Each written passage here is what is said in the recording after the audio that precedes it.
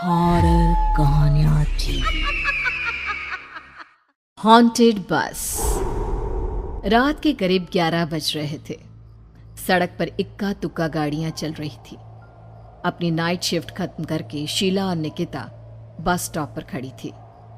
आज तो हमें बहुत देर हो गई। पता नहीं घर जाने के लिए हमें कोई साधन मिलेगा भी या नहीं। अगर कोई साधन नहीं मिला तो कहीं रात इसी बस स्टॉप पर ना बितानी पड़े। अपनी काली जुबान बंद कर। जब देखो तब उल्टी बातें ही करती है। अरे कुछ देर रुक जाना, कुछ ना कुछ मिल ही जाएगा।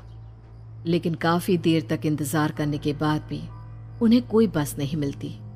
धीरे धीरे समय के साथ साथ सड़क पर चलने वाली गाड़ियों का दिखना भी बंद हो जाता है। अरे ये देख, अब तो सड़क पर एक भी गाड़ी नहीं दिख रही।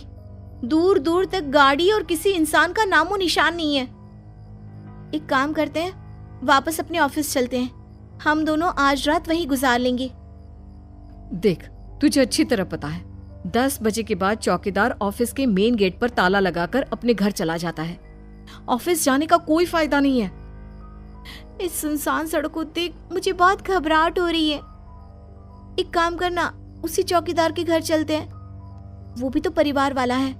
हम बेफिक्र होकर आज रात उसके घर पर रुक सकते हैं। अरे पागल, चौकीदार 10 बाई 10 की खोली में रहता है। उसके 4 बच्चे हैं। भला वो हमें अपने घर में कौन सी जगह देगा। अब तू ना ये बेकार की बातें बंद कर और चुपचाप खड़ी रह। शायद कोई लिफ्ट ही मिल जाए। फिर काफी देर इंतजार करने के बाद आखिरकार एक नीले रंग की बस उनके सामने आकर रुकती है। बस का दरवाजा खोल कंडक्टर उन दोनों से कहता है, कहिए कहाँ जाना है आप दोनों को? देखिए मेरी पूरी बस खाली पड़ी है। मैं आप दोनों को आपके ठिकाने पर छोड़ दूंगा।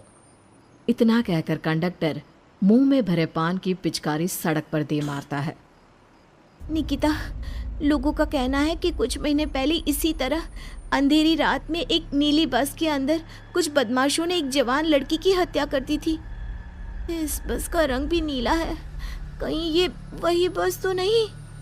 कंडक्टर शीला की बात सुन लेता है और मुस्कुराते हुए कहता है, देखिए मेम साहब, उस घटना के बारे में मैंने भी सुना है। माना कि उस बस का रंग और मेरी बस का रंग एक है, लेकिन दुनिया में नीले रंग की एक ही बस तो नहीं है ना। हाँ, ये तो सिर्फ एक इत्तेफाक है। देखिए हमारी बस में एक मेम साहब पहले से ही बैठी हैं, चाहे तो आप देख लीजिए। निकिता गर्दन उठाकर देखती है तो बस के पीछे वाले हिस्से में एक लड़की कंबल ओढ़े बैठी हुई थी। सही तो बोल रहे हैं भैया, बस में पहले से एक लड़की बैठी है। चल अब हम भी बैठ जाते हैं, वैसे भी बहुत देर हो गई है। अरे ठहर जाना निकिता, मुझे डर लग रहा है। अरे तुझे इतना ही डर लग रहा है तो तू यहीं खड़ी रहे, मैं तो चली। अरे तुम मुझे छोड़कर कहाँ जा रही है? मैं भी चलती हूँ। दोनों बस में जाकर बैठ जाती हैं। देखते ही देखते ड्राइवर बस को तेज रफ्तार में चलाना शुरू कर देता है। तभी शीला की नजर पीछे वाली सीट पर अकेली बैठी लड़की पर पड़ती है। उस लड़की की लाल आंखें और उसका आधा जला हुआ चेहरा देखकर शीला घबरा जाती है। सुन निकिता, हमारे पीछे जो लड़की बैठी है ना, उसकी आंखें एकदम खून की तरह लाल और चेहरा किसी चुड़ैल की तरह डरावना दिख रहा है। अरे छोड़ ना, कौन कैसा दिखता है? मुझे इन सब बातों में कोई दिलचस्पी नहीं है। मैं थोड़ी देर झपकी लेना चाहती हूँ, इसलिए अब तू अपनी बड़बड़ बंद कर प्लीज। बेफिक्र निकिता अपनी आंखें बंद करके बैठ जाती है। दूसरी ओर बस जंगल के रास्ते में पहुंची है। चारों तरफ घना अंधेरा और साथ ही जंगल में मौजूद जंगली जानवरों की डरावनी आवाजें शीला को और भी ज्यादा डराए जा रही थी। थोड़ी ही देर में बस एक बरगद के पेड़ के पास से गुजरती है। तभी अचानक बरगद की डाल पर बैठी एक बिल्ली कूदकर खिड़की के रास्ते शीला की गोद में आ गिरती है। मर गई रे, बचाओ मुझे, कोई बचाओ। शीला के चिल्लाने की वजह से निकिता की आंख खुल जाती है और वो भी घबराकर इधर उधर देखने लगती है। तभी पीछे वाली सीट पर बैठी लड़की उठकर शीला के पास आती है और बिना कुछ कहे उस बिल्ली को शीला की गोद से उठा उसे सहलाते हुए अपनी गोद में लेकर वापस अपनी सीट पर जाकर बैठ जाती है। अरे शीला, तू तो बहुत ही डरपोक है। जरा जरा सी बात पर उछल पड़ती है। मैं कल से अकेले ही सफर करूंगी।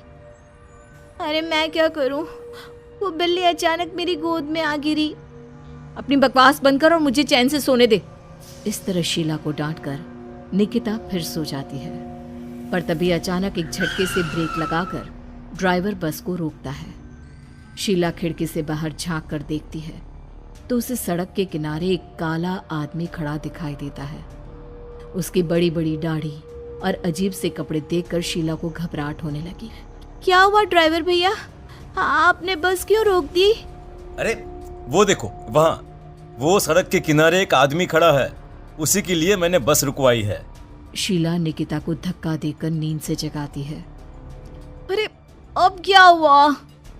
वो देख, सड़क किनारे कितना डरावना आदमी है। उसका अजीबोगरीब हुलिया देखकर लगता है जैसे कोई शैतान खड़ा हो। अब शीला की तरह निकिता भी उस आदमी को देखकर थोड़ा डरने लगती है। कंडक्टर, क्या तुम उस आदमी को बस में चढ़ाने वाले हो? उसे देखकर हमें डर लग रहा है, उसे बस में मत चढ़ाओ। अरे डरने की कोई बात नहीं है मेम साहब, ये आदमी जंगल के पीछे वाले गांव में रहता है। ये रोज इसी वक्त मेरी बस में बैठकर पड़ोस वाले गांव में जाता है, और वैसे भी ये बेचारा गूंगा है। अगर आप लोगों को डर लगता है तो मैं इसे ड्राइवर के बगल में बिठा देता हूँ। ओह अच्छा, ठीक है। फिर कंडक्टर का इशारा पाते ही वो आदमी बस में सवार हो जाता है। ड्राइवर दोबारा एक्सीलेटर पर जोर देकर बस को आगे बढ़ाता है। थोड़ी ही देर में बस एक घाटी पर चढ़ती है। बस के एक तरफ गहरी और डरावनी खाई थी, पर ड्राइवर को इस बात से कोई फर्क पड़ता नजर नहीं आ रहा था। वो लगातार बस की रफ्तार बढ़ाकर बस चलता जा रहा था। ड्राइवर भैया, आप देखते नहीं क्या बगल में इतनी गहरी खाई है? बस की रफ्तार लगातार बढ़ाए जा रहे हो, थोड़ा धीरे चलाओ ना। अरे मेम साहब, घबराने की कोई बात नहीं है, ये तो मेरा रोज का काम है। मैं तो यहाँ इसी रफ्तार से बस चलाता हूँ। आप बेफिक्र होकर अपनी सीट पर बैठ जाइए, आपको कुछ नहीं होगा। ड्राइवर के कहने पर निकिता शांति से बैठ जाती है। कुछ दूर चलने पर अचानक ड्राइवर बस को सड़क के किनारे रोक देता है। शीला एक बार फिर खिड़की के बाहर झांक कर देखती है, लेकिन इस बार उसे कहीं कोई दिखाई नहीं देता। अरे अब क्या हुआ? तुमने बस क्यों रोक दी? यहाँ तो दूर दूर तक कोई भी नहीं दिखाई दे रहा। ड्राइवर उसकी बात का कोई जवाब नहीं देता, पर कंडक्टर बोल पड़ता है। ये हमारी फेवरेट जगह है, हम अपने सारे अच्छे काम यहीं पर करते हैं। अब हमारा प्रोग्राम खत्म होने के बाद ही बस यहाँ से आगे बढ़ेगी। इतना कहते ही कंडक्टर सीट के नीचे रखी एक शराब की बोतल निकालता है। अरे ये सब क्या है? तुम्हारे बस में सवारी बैठी है, उन्हें घर पहुंचाने की जगह तुम यहाँ सड़क के बीच में बस रोककर शराब पियोगे? बस में लड़कियों के बैठे हुए भी तुम्हें ये सब करते हुए शर्म नहीं आती? कंडक्टर कोई जवाब नहीं देता और मुस्कुराते हुए शराब पीने लगता है। तभी ड्राइवर और दूसरा आदमी भी कंडक्टर के साथ मिलकर शराब पीने लगते हैं। निकिता, मुझे इन तीनों के इरादे कुछ ठीक नहीं लगते। हमने इस बस में बैठकर बहुत बड़ी भूल कर दी। तू घबरा मत, मैं हमेशा अपने पर्स में छोटा सा चाकू रखती हूँ। उसके रहते ये तीनों हमारा कुछ नहीं बिगाड़ पाएंगे। देखो गज्जू भैया, हमारी बस में इस समय 3 जवान लड़कियां बैठी हैं। कहो सबसे पहले किसका शिकार किया जाए? मैं तो कहता हूँ कि सबसे पहले वो जो पीछे अकेले जो बैठी है ना, उसे पकड़ कर लाओ। उसके बाद इन दोनों का प्रोग्राम फिट करेंगे। ठीक है, जैसी तुम्हारी मर्जी।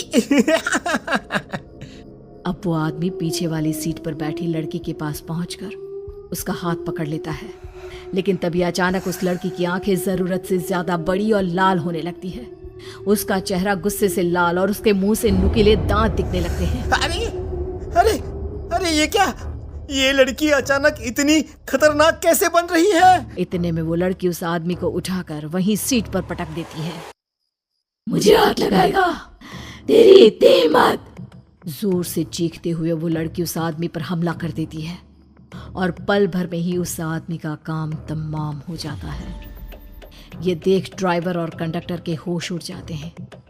इतने में ड्राइवर अपनी जान बचाने के लिए तुरंत बस से बाहर कूद जाता है, पर तभी बस के पीछे की तरफ से तेजी से आ रहा एक ट्रक उसे कुचल कर चला जाता है। एक ही पल में अपने दोनों साथियों की मौत देख अब कंडक्टर के हाथ पैर कांपने लगते हैं।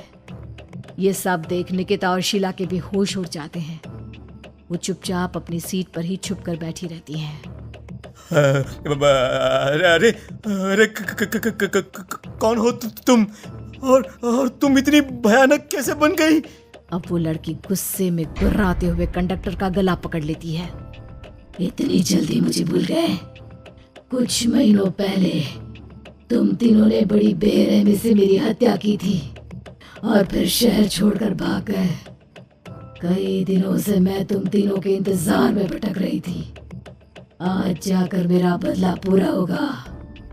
अब तू भी अपने साथियों की तरह जहन्नम पहुंच जाएगा।